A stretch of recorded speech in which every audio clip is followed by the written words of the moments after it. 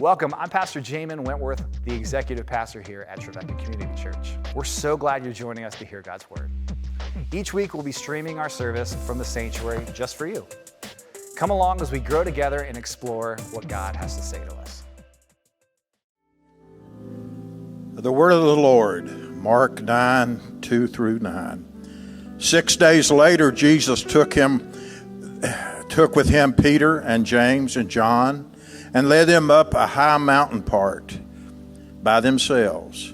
And he was transfigured before them, and his clothes became dazzling bright, such as no one on earth could brighten them. And there appeared to them Elijah and Moses, who were talking with Jesus. Then Peter said to Jesus, "Rabbi, it's good for us to be here. Let us set up 3 tents, one for you, one for Moses, and one for Elijah." He did not know what to say, for they were terrified.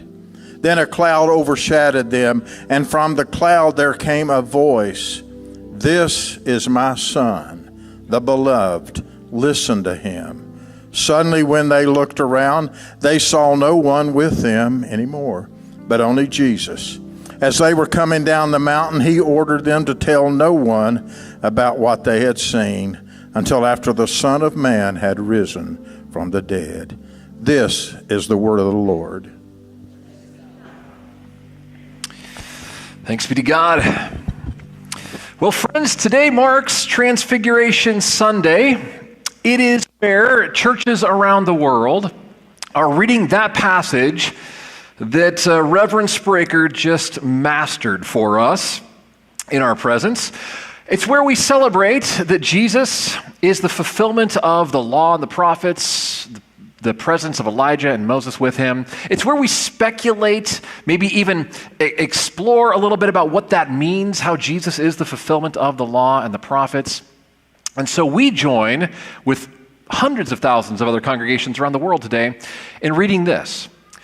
But also, it is our last day in this Missional Practices series where we are exploring our missional practice of equipping, empowering, and sending.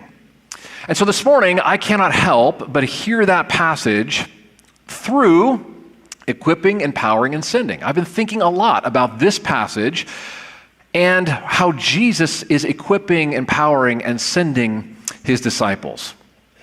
The only problem I've got with this is that, well, Jesus tells them that they are not supposed to go talk about what they saw until after the resurrection of the Son of Man. We had some fun in staff meeting this week talking about this. I think it was Pastor Isaac who said, "I want to know what it was like for the other disciples who weren't up there seeing this thing going on. They have to wait for years until Jesus is resurrected. And then, oh, by the way, this just comes out like this massive thing happened where Jesus was transformed and Elijah and Moses were there." And they have to make an excuse as to why they were the ones who got to see it and have to deal with the questions of like why they didn't tell their friends. Well, Jesus told us not to say anything about this, okay? Like, I know you're just finding out, but we had some fun thinking a little bit about that today. But I got to tell you that this troubles me, if I could be really honest with you, especially the part where Jesus talks to them about not saying anything until after the resurrection. And here's part of the reason why. Now, every gospel in the New Testament, we've got 4 of them, Matthew, Mark, Luke, and John, has a distinctive flavor or a distinctive audience, or there's something that's just a little bit unique to that particular telling of the gospel, and Mark is no different.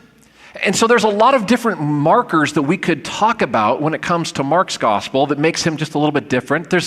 But I only have time to talk about a few of those. And I want to talk about several of these and the ways that challenges me, especially in relation to equipping, empowering, and sending around this story. So one of the first markers that makes Mark's gospel just a little bit unique is the fact that Jesus is always on the move in Mark's gospel. I think we've got those. There's one of the unique aspects of Mark. Jesus is always on the move. And if I could be honest with you, this is one of my favorite things about Mark's gospel. Some of you know that on the Strengths Finder, my number one strength is achiever. I love getting stuff done. And if there is a gospel that says that I can love Jesus by getting some stuff done in the world, thanks be to God. Like, that is how I love Jesus best. And in Mark's gospel, Jesus and his disciples are all about getting stuff done. Mark uses the term immediately in this gospel more than any of the other gospel accounts. Immediately, Jesus went here, and then he was doing this, and on the way. Jesus is an incredible multitasker. He's always on the way somewhere else when someone interrupts him and he does something for them. So I love that about Mark's gospel. I've got to be confessional with you this morning that this is why I just don't understand some of you contemplatives.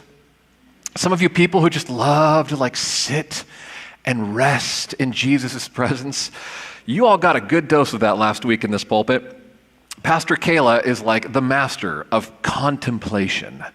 And she always challenges me on these kinds of things. She's up doing godly play with children right now. And I'm like, I need more of that. So which is why when I took my sabbatical, one of the first things that I did was to book a silent retreat where I achieved nothing for 5 days. And it drove me absolutely insane. The best thing that I did. But I am so glad after that retreat that there's still Mark's gospel to come back to, and like we can get some stuff done for Jesus, and that'll be okay too. One of the other unique aspects of Mark's gospel is the fact that Jesus always wants to seem to keep a secret. We saw that show up in this passage, didn't we? There are 6 other times when Jesus says to his disciples, now you might have some kind of an inkling that I am the Messiah, the Son of God, but don't say anything to anybody about it. And it is honestly one of the weirdest things about Mark's gospel to me. Like, I would think if you are the Messiah, the Son of God, don't you want people to know about this? Don't you want to spread the word? Shouldn't you want people to go and carry this message out? But every time in Mark's gospel, it's like some miraculous thing happened, like he gets transfigured and there's these prophets before them and Jesus goes, this is really important, just don't say anything about it. What? Are you kidding me? 7 times he does this in Mark's gospel. What is going on there? Now, most biblical scholars refer to this, I love this title, as the messianic secret in Mark's gospel, that he is the Messiah, but he's also trying to keep it a secret, at least until the resurrection. What's going on? There's lots of different theories.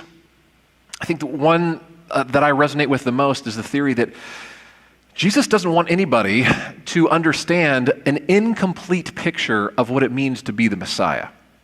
In other words, there's a lot of expectations about what the Messiah is supposed to be and what the Messiah is supposed to do. And Jesus doesn't want anyone to get a picture of the Messiah that's distorted, that turns him into just a political guy or a military leader.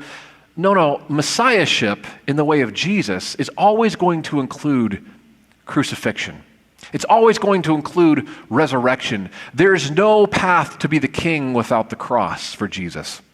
And so he doesn't want people talking about him being the Messiah until they've seen the fullness of that unveiled in the crucifixion.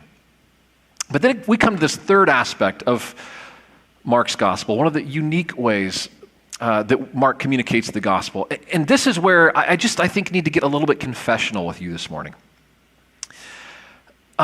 This is the one that troubles me the most and the one that really troubles this passage for me, especially when it comes to equipping, empowering, and sending. The fact of the matter is, one of the unique aspects of Mark's gospel is the fact that there are 2 endings to this gospel. Did you know that? If you look in your Bibles, you will probably see a note that signifies, there's maybe a line drawn or a note that's there at the end of the gospel that says, this is the first ending of Mark's gospel. And then there's a whole chunk of stuff where Jesus is appearing to people and he ascends into the heavens. Like, it's the stuff that we kind of know about, the things that we kind of center around Easter. And I just need to tell you this morning, none of that was in the first draft. And that really troubles me. Now, I really got troubled by this about the time that I went to seminary and started realizing that this is one of the marks of Mark's gospel. That the earliest manuscripts that we have, the ones that biblical scholars tend to trust the most, the ones that were closest to Jesus, are the ones that did not include an account of anyone seeing Jesus in the resurrection. I mean, the other gospels have it. Matthew and Luke and John, Jesus in John's gospel, he's showing up in locked rooms and saying like, touch me, look at me, let's have dinner together. Like, I am right here with you in the resurrection. But none of that is in the first account of Mark's gospel. There is a second ending, but biblical scholars tell us that that stuff all got added at least a generation later. Now, I'm not here to say that that's just untruthful. But it's really troubling to me, at least it was especially when I learned this, that the first account, because Mark was the first gospel to be written, did not include an account of the resurrection. And here's the trouble with that. That Jesus tells his disciples in the passage that we read this morning, don't tell anyone about me until after the resurrection. So what do we do with that? Don't tell anybody about me until after the resurrection, and then we just don't get a resurrection account? Mark's gospel ends by seeing Jesus be crucified. They lay him in a tomb, and then 3 days later, his disciples go to the tomb, and the tomb is empty. But we don't see Jesus resurrected. And that really bothers me. I want to see the resurrected Jesus. I want some eyewitness accounts of people telling me, this is what it looked like, and this is what it was like, and I heard his voice. I need for sure to know that there is this resurrection account. Friends, this really began to get at me. It was about the time that I was in seminary. Shauna and I had just made the decision to pack up our entire life and move from San Diego, California to Kansas City. I'd like to tell people that I exchanged my view of the Pacific for a view of the Paseo, which is a street through Kansas City. And it's a lot colder than in San Diego. And I'd already earned an undergraduate degree and one graduate degree, but there was something about this call to ministry. I was like, we want to prepare ourselves as best we possibly can to do this work. So we are going to go to Kansas City and prepare ourselves as best as we possibly can for this call. And then I started to learn that there were two endings to Mark's gospel. And it started to drive me crazy because I had staked everything. We'd moved our whole family, our whole life away from the ones that we loved and places that we had known for this call to ministry.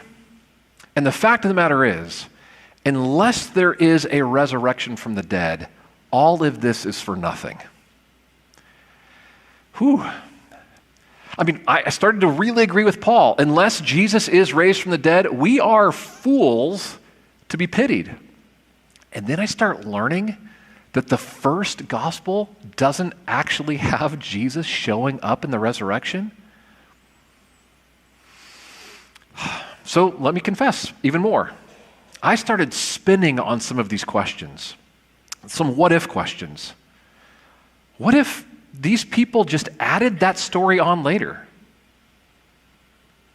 I mean, what if people got really uncomfortable after 60 years of just not having a resurrection account and just like added it on to kind of prove themselves right? Yikes. Now let me pause here and say, I do believe that the resurrection is a historical reality. I think the other three gospel accounts give this to us. I think that the additional ending to Mark's gospel is a historical account. They said, like, we saw this stuff too.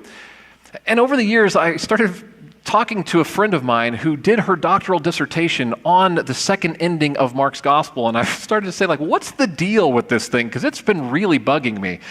And there's evidence to suggest that maybe the people in the first century were pretty uncomfortable with this too. Like, this is the earliest account, and they're saying, maybe Mark left off a really important part of this that we need to just add on. And so maybe there was a kind of discomfort where they just went in and added more on there. That doesn't mean that it wasn't truthful. It doesn't mean it didn't actually happen, but like they were also deeply uncomfortable about this. Man, it started to cause me to spin. I went and I found the biggest book I could on the resurrection. It's about 750 pages long. It's written by N.T. Wright, and I devoured that thing. I needed to know that I hadn't staked my life on a fantasy. And I still wasn't quite satisfied. Until a few years later, I started wondering, what if I just started reading Mark's gospel the way that the first hearers of Mark's gospel would have heard it? I mean, if Mark wrote this gospel and just left off this smoking gun account of the resurrection, this kind of proof of people seeing Jesus. What would it be like if I read it like those people would have read it? What if I left off the second ending and just took it on its own terms? What would that be? And so I came to the text and I read it, and it's almost as if Mark is leaving with a question. There's like an empty tomb, and for the first time it hit me, what if this isn't a problem, but a challenge? What if Mark is saying something to the Christians, something like this: there is an empty tomb in the world. What are you going to do about it?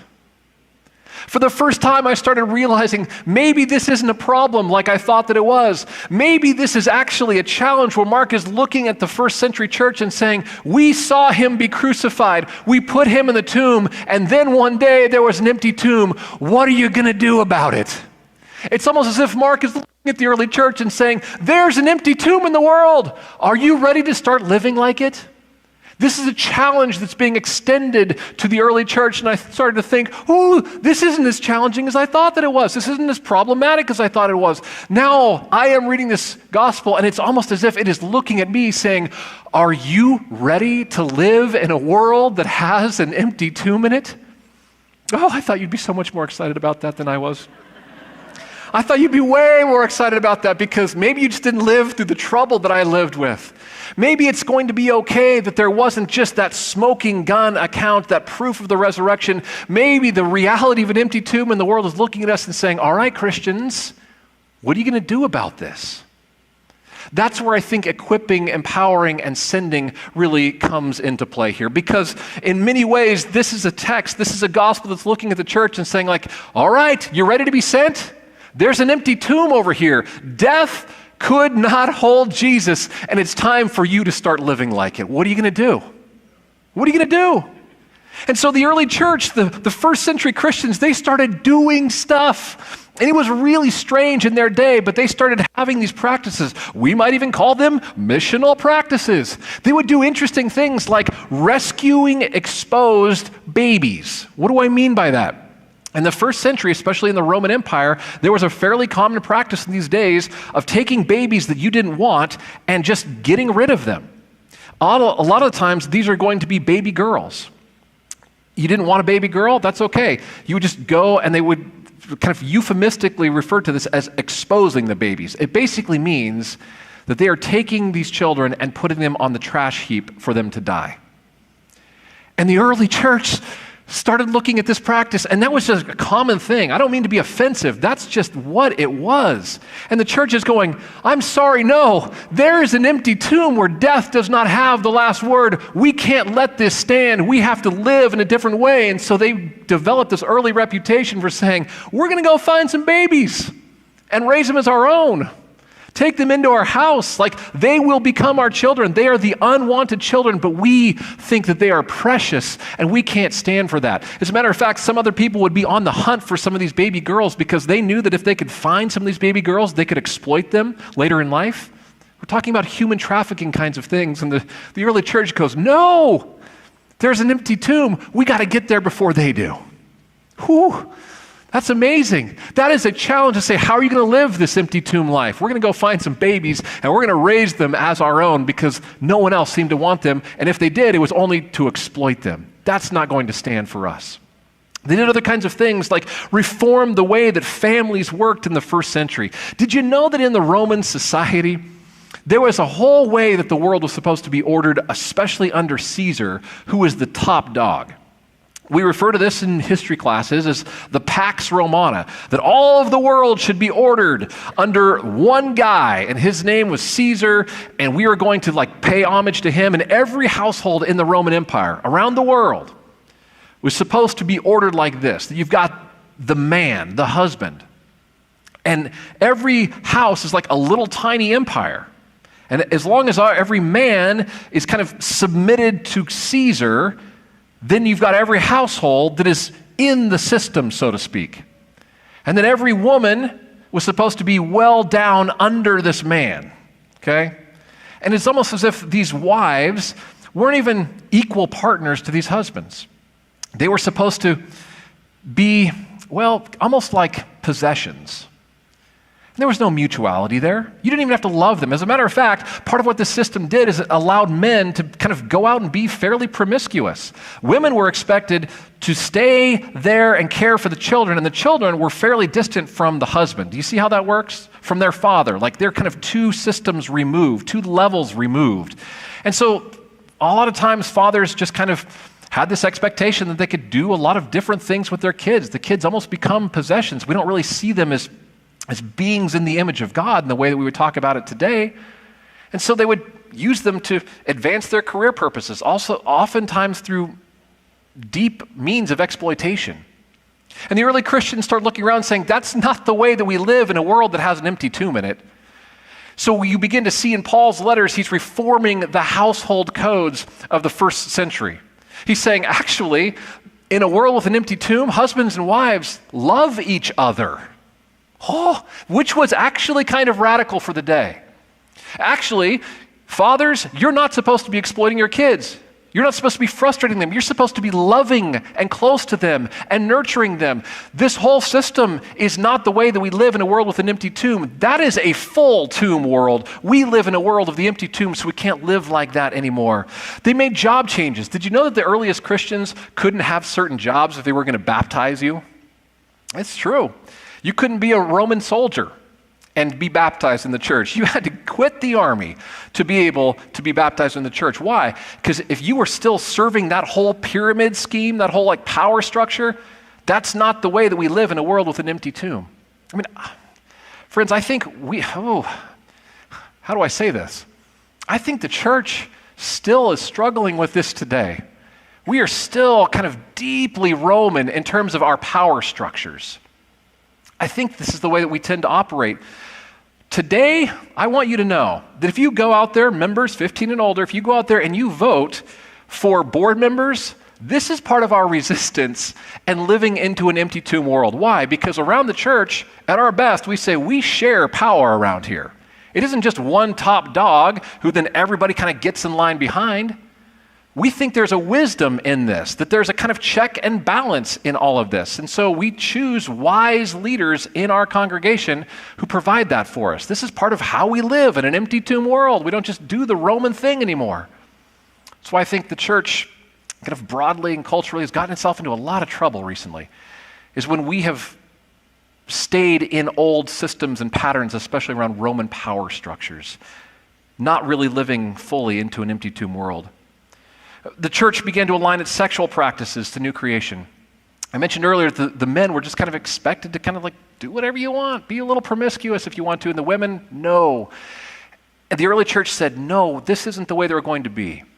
Yesterday, for those of you who had the joy of coming here and celebrating the marriage of Pastor Grace and Austin, part of what we did yesterday was live in an empty tomb world because they took vows right in front of me that said that they were going to be faithful to one another. And that is a Christian resistance against the old creation. We're saying, no, the tomb is empty. We have to live differently in the world because of it. The early church started resisting violence as a form of entertainment. Did you know if you go to Rome today, you can see this massive Colosseum where they would put on these gladiatorial competitions where gladiators would enter the arena and they would fight each other to death, and hundreds of thousands of people would come and they would watch this kind of thing and they would cheer on this team of gladiators against this team of gladiators. And even if there was violence involved and people were getting hurt and maimed and killed, we were still going to cheer for our team. And I'm going to deeply try to remember this at 5:30 this evening. Oh, God help me to remember that we live in an empty tomb world, especially when my team's in the mix. Oh, peace be still. So we might look at these practices as a list of do's and don'ts, but friends, if I could just ask you for anything, I'm not up here cataloging what the church says is good and what the church says is bad. I want us to capture the imagination of the early church. They're looking around and they're saying, there is an empty tomb in the world. There is a document. Mark's gospel is looking at them and saying, there's an empty tomb. What are you going to do about it? And this is the way that they begin to live in the world with an empty tomb. These are the practices that they just begin to employ. It's not just about what they do, it's about who they are. It's about the reality of the world that we're living in now that death and oppression and destruction doesn't have the last word. Today, we're wrapping up our series on these missional practices by focusing on equipping, empowering, and sending. Now, this is a practice that's been at the heart of this congregation for as long as we've been around. See, if you remember, these missional practices aren't just something that a group of people came up with. We took a long time to discern what really makes TCC who we are. And one of the things that we've seen in our history that we want to project into the future is the fact that we've always been a people who have equipped, empowered, and sent.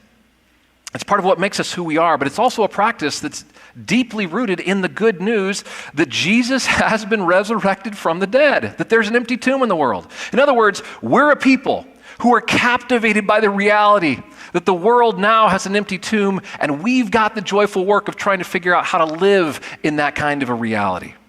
Really, we're doing something that our ancestors of the faith have been doing for thousands of years too.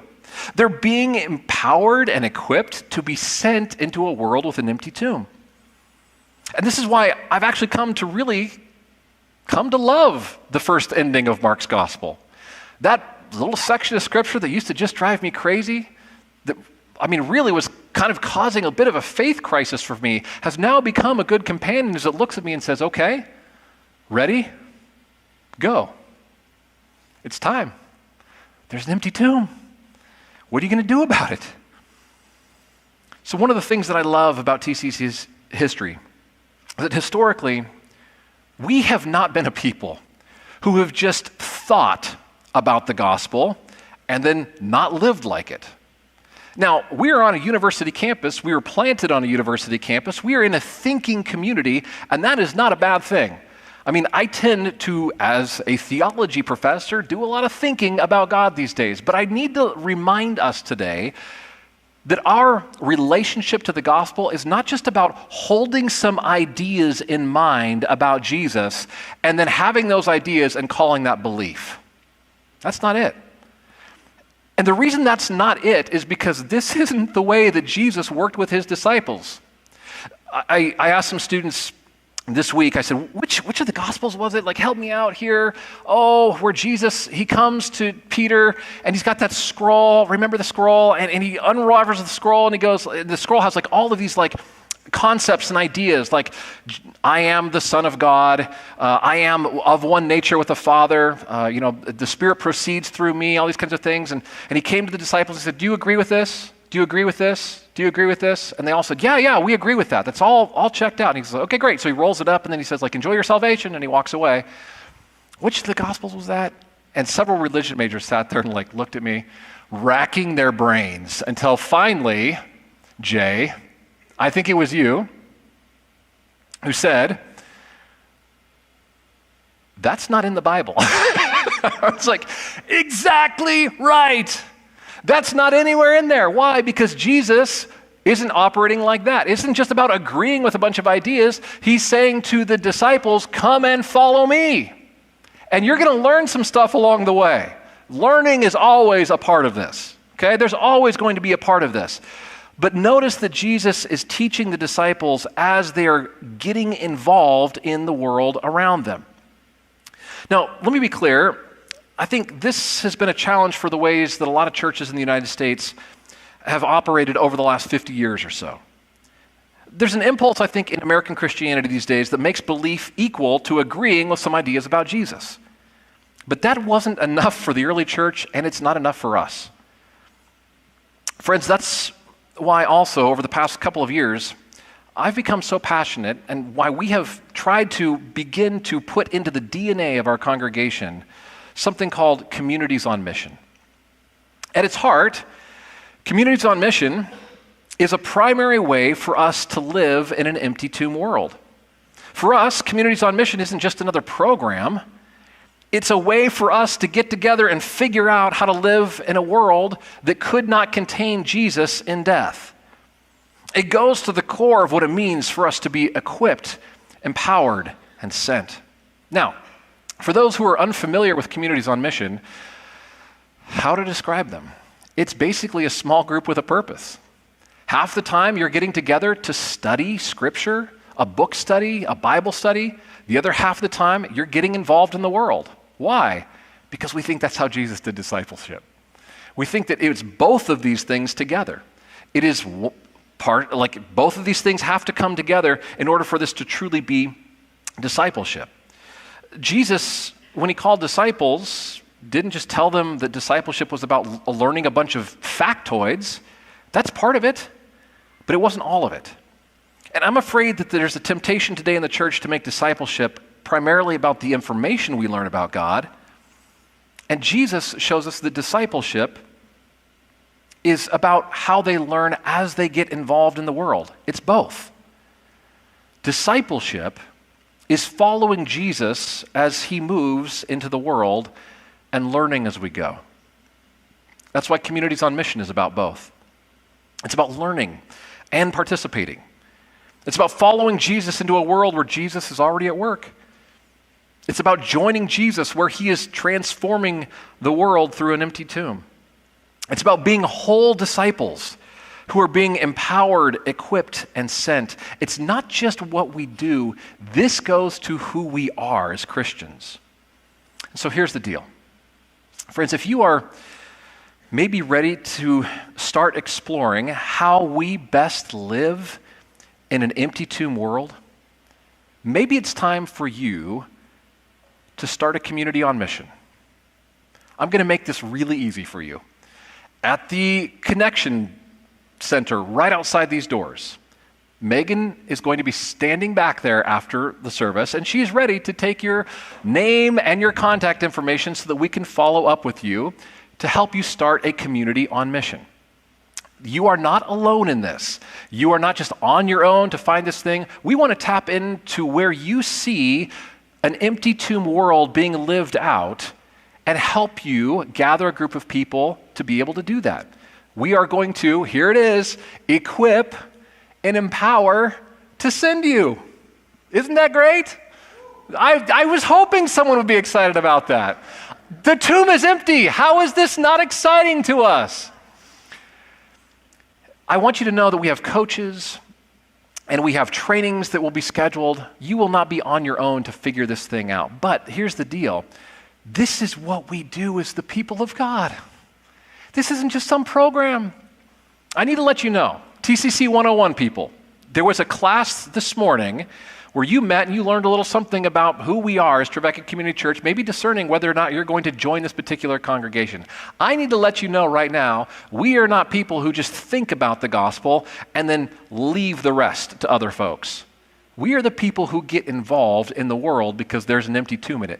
We are the people who accept Mark's challenge because he's looking at us and saying, what are you going to do about it? We're ready to go. That's who we are. That's who you're about to join. I just need to let you know that before you get involved in this thing too deep.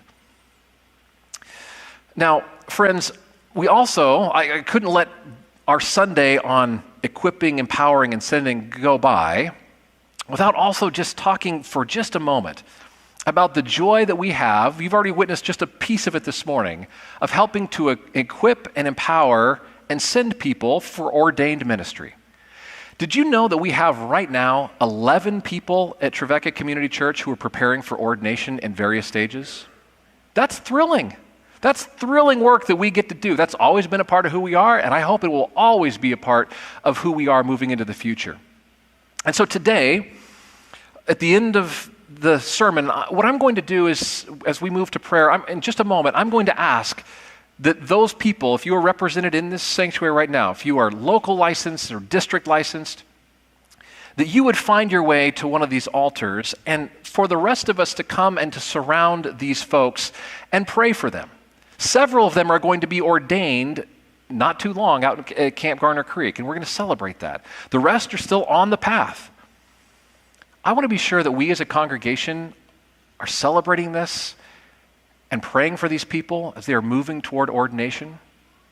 But I also need to say just a word about the theology of ordination for just a moment. Because I think there's a temptation as I invite these people down, it's a good and right thing for us to pray for them. that there's a temptation, even in the way that we talk about this, that they are called to ministry, and I do believe they are called to ministry, that somehow there is a sneaking temptation in that language that when we say that those people are called to ministry, it also means that maybe we aren't. Can I tell you something this morning?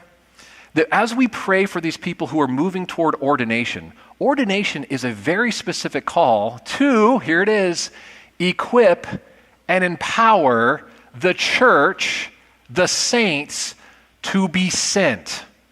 We are not hiring these people to do ministry for us. Are you with me on this? Because the Gospel of Mark is looking at all of us and saying, what are you going to do about it? What we are praying for is that the Spirit will give these people a special gift to do the work that we ordained people try to do on a weekly basis, which is to equip you all to go do the work of the kingdom. None of us are off the hook. And I don't mean that in a bad way. I mean, you get to be a part of living truthfully in an empty tomb world. Week after week, when I come to this table and I say, this is what empowers us to do the work, I mean it. Week after week, when Pastor Shauna says, now take this blessing because God is sending you, she means it. This is who we are as God's people. And we mean it when we say, you are going places that we pastors can't go. Part of what we're called to do is to equip you, to empower you, to give you the sacraments and the Word of God that transforms who you are, so that you can go be sent into an empty tomb world and say to the world, I'm living like there's an empty tomb in this thing. So here's what I'm going to ask. As we call our licensees down, if you're going to come and pray with them, it's not just that you're going to pray for them so, oh good, someone else could go do the ministry in the world and be involved in the empty tomb world. I'm going to ask that you, as you come down, you are also dedicating your life to praying for them that they can equip you to do work wherever it is that God may be sending you. We can't go to your workplace. We can't go to your school. We can't get to all the places you are, but we can preach to you the gospel and give you the sacraments and pray for the Spirit to enliven these elements here that they might transform you to live faithfully like the early church did, to go get creative about a bunch of stuff, to start communities on mission that want to go to the places that aren't in on the news yet, that there's an empty tomb in the world, and to work right there to do that kind of work. So, licensees, local license, district license, I'm going to invite you to come down, find a place at the altar. And congregation, I'm going to invite you to come and surround them as well, to pray a prayer of blessing around them, but as you do, to recognize that we're not just sending them off to do the ministry. There's sentness that's involved with that. But this is you accepting your calling, hearing the challenge of Mark's gospel, looking right at you and saying, you live in an empty tomb world.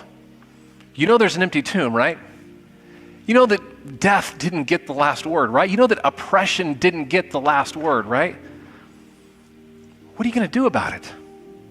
How are you going to live in a world that is forever being changed because now there is an empty tomb? Thanks for tuning in. Remember, you can join us in the sanctuary at 10:30 on Sunday mornings, live from our YouTube channel, or through our sermon podcast. If you'd like to give, you can give at trevecca.church/give. For all other resources, you can find those on our website. However you choose to join us, however you choose to engage, we're grateful for you, and you are loved.